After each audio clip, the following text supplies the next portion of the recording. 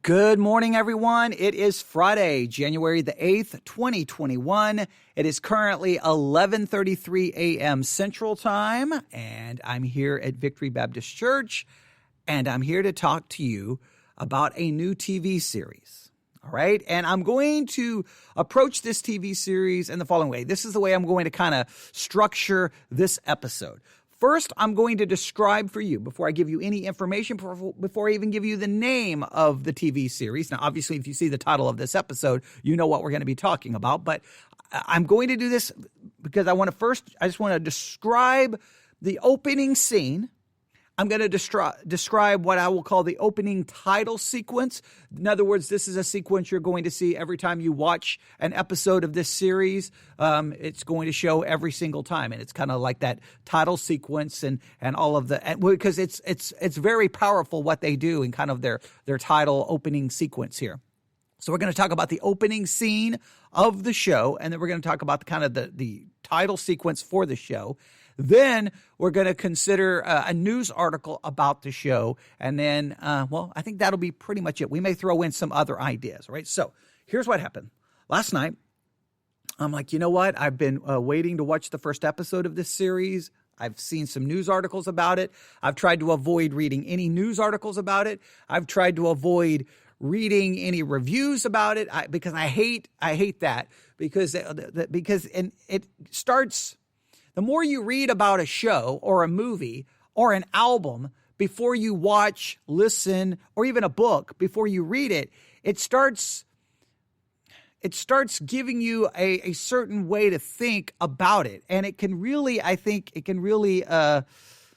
influence the way you see it and the way you experience it. And I don't like that. I like to just listen to it, read it without anything influencing my thoughts, and I can just watch it and draw my own conclusion. I don't like, hey, this is what you're supposed to watch and love. This is great. This is bad, because it's very difficult not to allow that to possibly influence you in some way, shape, or form. And I don't like that. I like to think for myself. I like to be an independent thinker, right?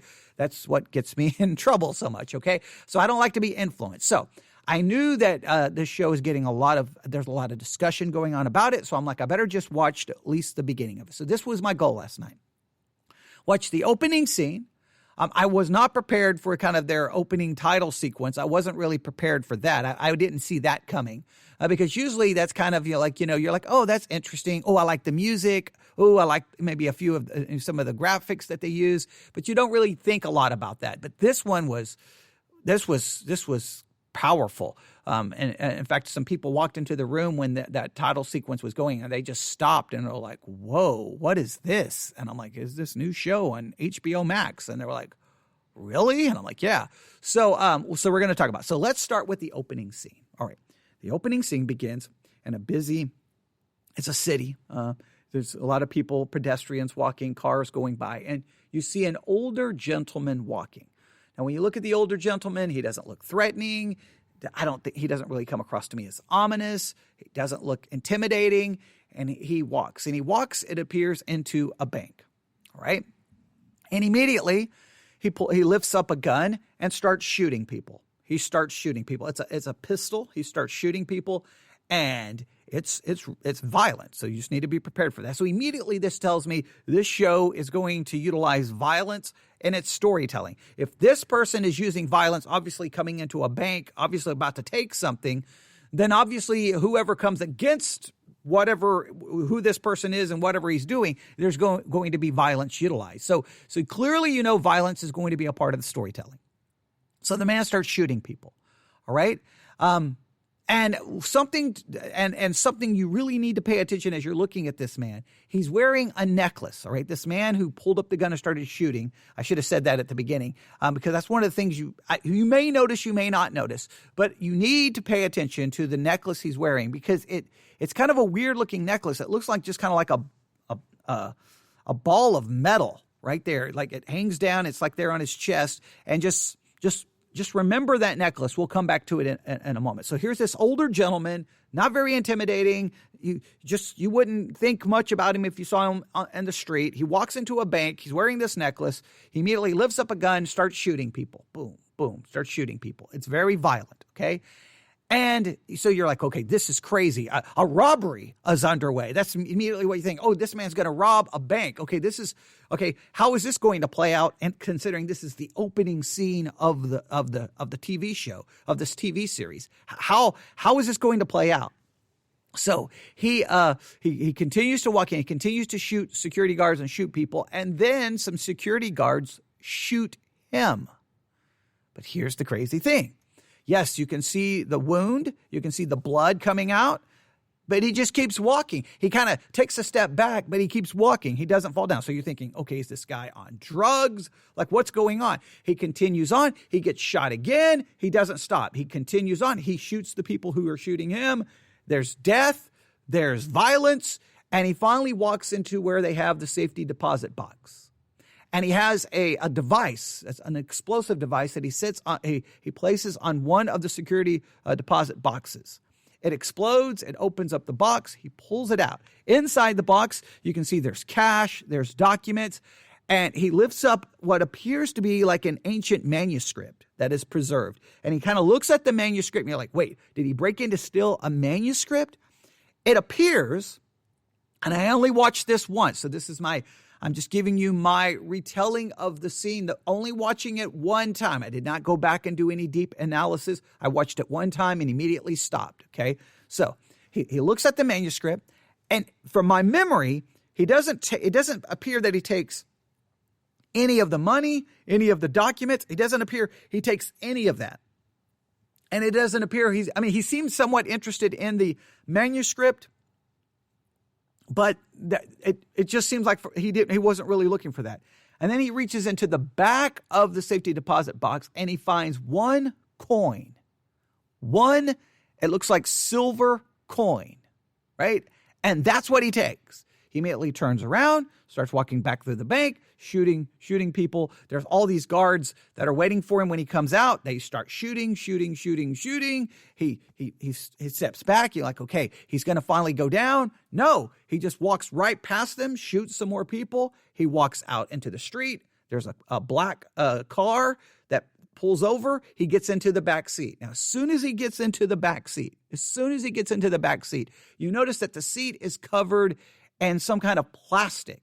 Okay, well, it kind of makes sense because the guy's bleeding. So then you can assume then that they knew that he was going to get into the car bleeding. So he gets into the car bleeding, and the person sitting next to him appears to be a Catholic priest.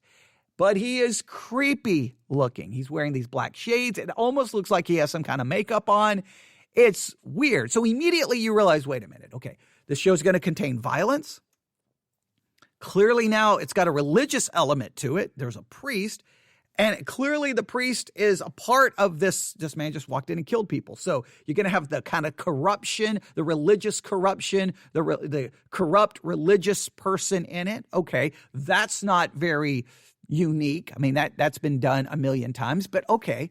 All right, he reaches over, he grabs the necklace that's around the man's neck, pulls it off. And as soon as he pulls it off, the man just falls over like he's dead. He's gone. He's dead. So whatever this device was, it gave him some kind of power, supernatural power, superpower. How do you want it? I don't know. But he pulls it off. The man is basically dead. Now you can understand why there's the plastic on the seats, because I was just going to wrap him up in it, obviously.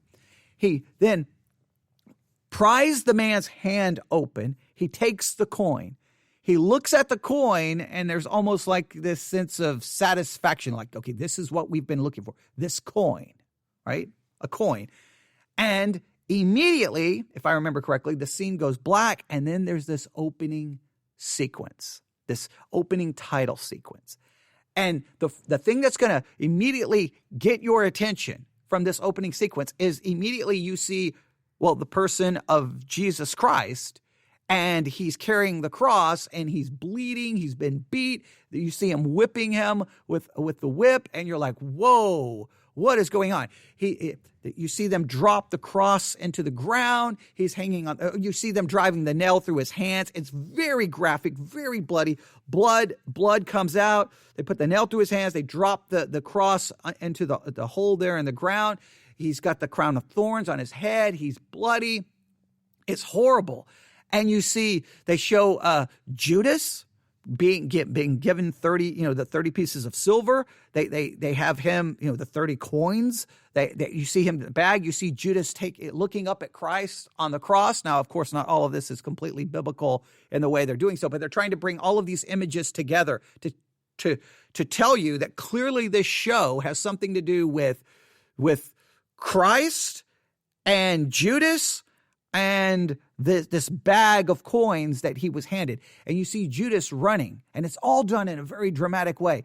And I cannot speak for how it will come across on your television, but on my 65-inch 4K ultra high def television, very just vivid image, the way the colors are offset, the way the blood is shown. It's just very vivid and graphic. And like I said, people walked through the room and they stopped and like, what is this? Because here's a show with Jesus is on the cross, and then you see Judas. And you see the almost panic in his face. After he's handed the silver coins, you see almost a panic in his face, and he starts running. They also flash in there a serpent crawling, slithering on the ground. Again, more biblical imagery. And then Judas runs to hang himself. You see him throwing the rope over the tree, and you see the coins, the 30 coins. And that's where I stopped it. I stopped it right there. And I'm like, wow. So this show is going to have violence. It's got something to clearly do with Jesus and the 30 coins. This is on HBO Max. What do we expect? Now, it appears the show was originally done in Spanish and there's going to be English subtitles. I didn't listen to enough or watch enough to verify that completely, but that's what it appears. And you need to know this. It is rated TV mature. Now, a show rated TV mature on HBO almost guarantees to have some pretty serious content.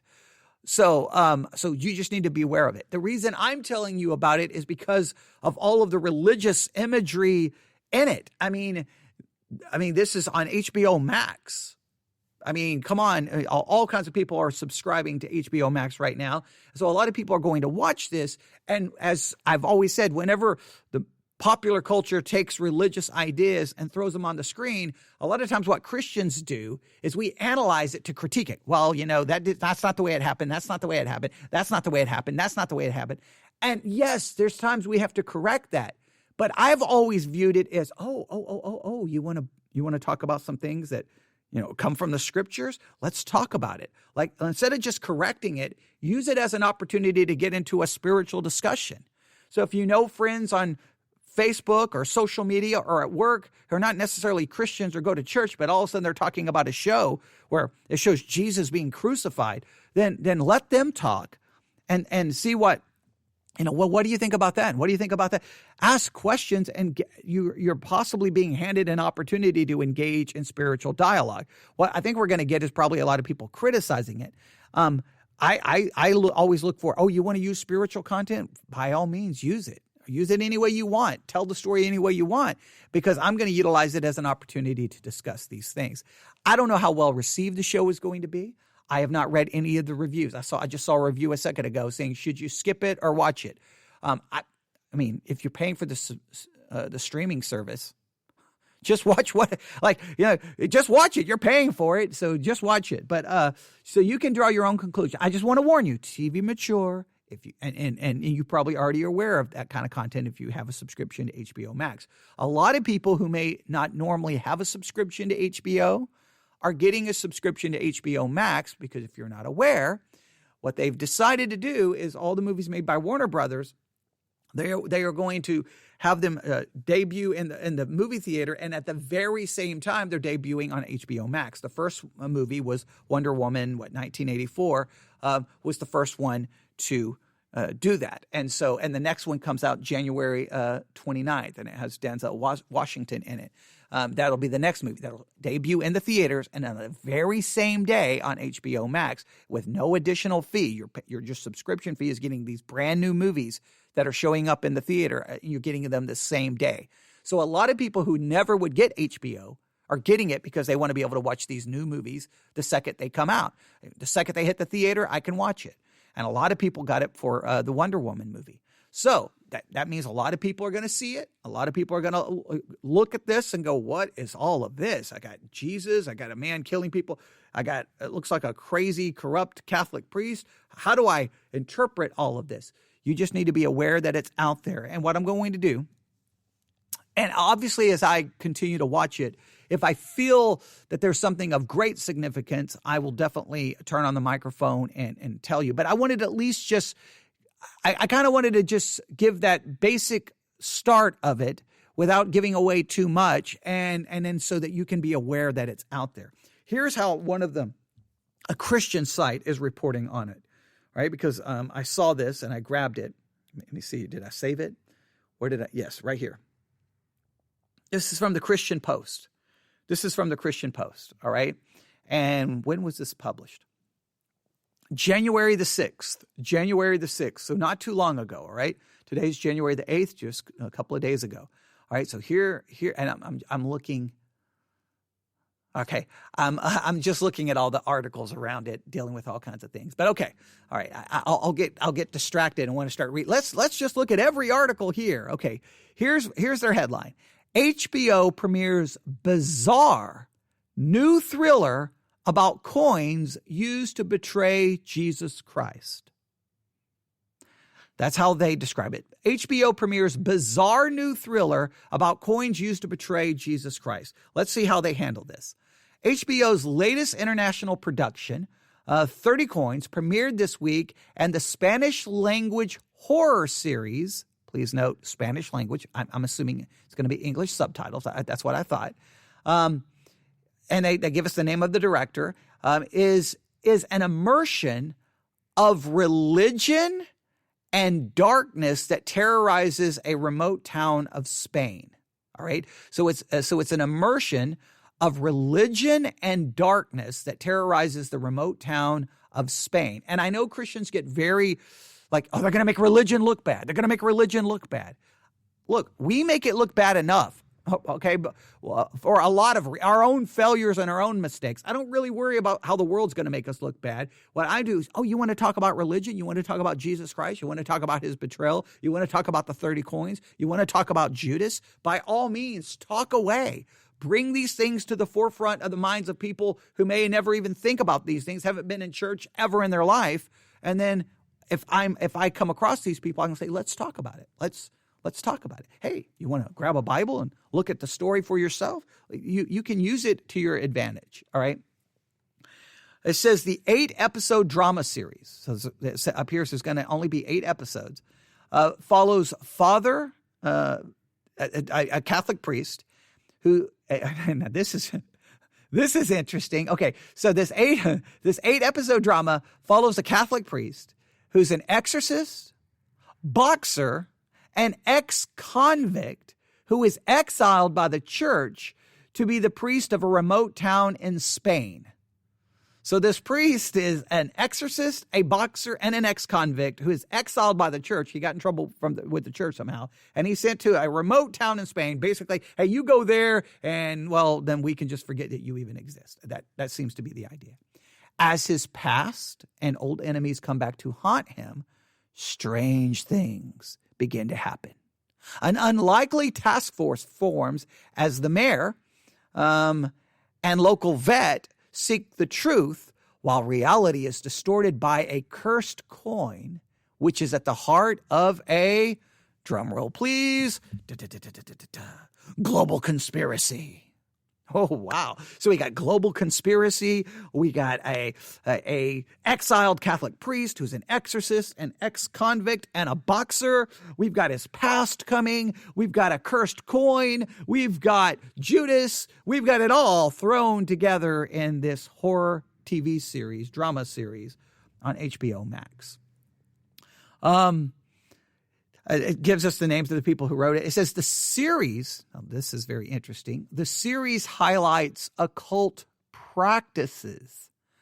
It highlights occult practices such as communicating with spirits by using things such as a Ouija board. All right. Again, some Christians are going to be like, that's horrible. Look, it's part of the story.